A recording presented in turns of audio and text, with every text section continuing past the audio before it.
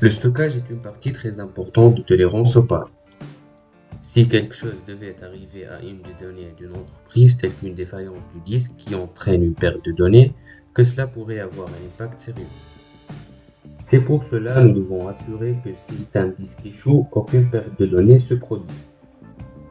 Et l'un des meilleurs moyens d'empêcher ce problème, c'est le fameux RAID, Redundant Array of Independent Disks.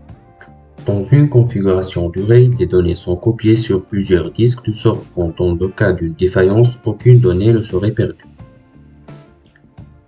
Il existe 4 types de RAID connus ou les plus utilisés. Il y a RAID 0, RAID 1, RAID 5 et RAID 10.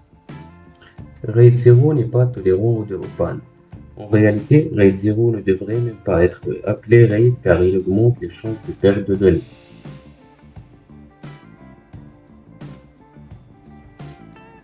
Parce que dans un RAID 0, les données ne sont pas dupliquées, mais il est effectivement divisé sur 2 disques séparés.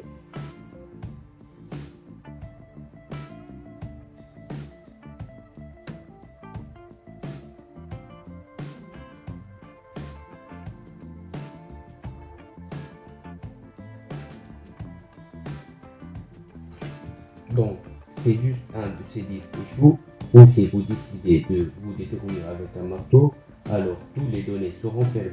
Donc, la seule raison pour laquelle vous voudrez utiliser RAID 0, c'est la vitesse, parce que quand vous avez 2 disques contre leur travail au lieu de 1, donc l'accès aux données sera plus rapide.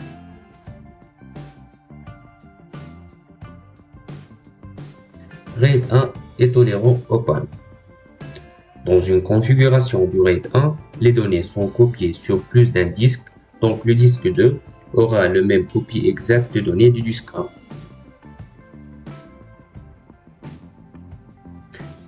Donc, en cas de défaillance d'un seul disque, comme se faire détruire par un laser, aucune perte de données ne se produit parce qu'il y a une autre copie dupliquée de disque 1. RAID 5.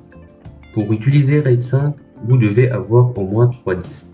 RAID 5 est probablement la configuration la plus commune qui est utilisée car c'est plus rapide et qu'il peut stocker une grande quantité de données. Dans une configuration du RAID 5, les données ne sont pas dupliquées mais ils sont divisés sur plusieurs disques. Et plus de données, il y a un morceau très important d'information qui se répand uniformément à travers tous les disques et cette information s'appelle parité. Elle est utilisée pour reconstruire les données en cas de défaillance du disque.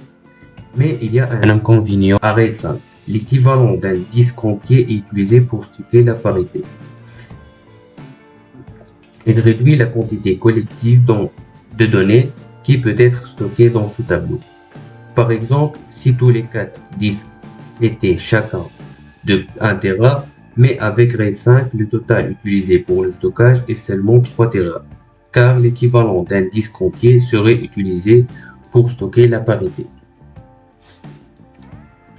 Et enfin, il y a RAID 10. RAID 10 est essentiellement ce que le nom dit, c'est une combinaison entre RAID 1 et RAID 0. Vous devez utiliser au moins 4 disques. Donc, dans une configuration du RAID 10, un ensemble de 2 disques sont mis en miroir en utilisant une configuration du RAID 1. Ensuite, les 2 ensembles de disques sont rayés en utilisant RAID 0. Alors, RAID 10 profite de la tolérance de RAID 1 et la vitesse du RAID 0. Mais l'inconvénient dans un RAID 10 est que vous pouvez utiliser seulement 50% de la capacité du disque. Si vous utilisez 4 disques, vous ne pouvez utiliser que 2 pour le stockage réel. Merci tous d'avoir regardé cette vidéo et à la prochaine.